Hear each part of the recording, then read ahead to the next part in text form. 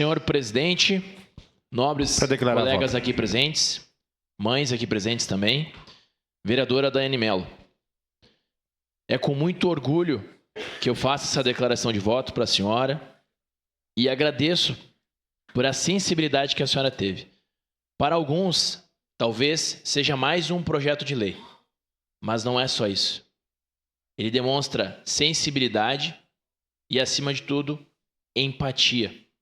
A senhora não é uma mãe atípica, mas teve a sensibilidade de entender o que as mães atípicas sofrem diariamente.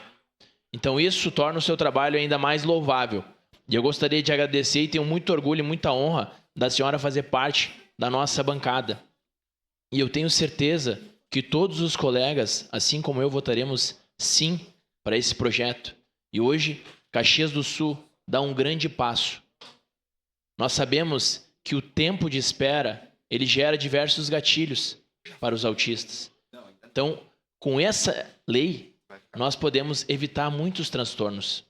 E esse relato que essa mãe fez para a senhora, apenas um relato, que eu sei que são muitos, nós poderemos evitar. E também a saúde mental das mães, porque elas sofrem muito.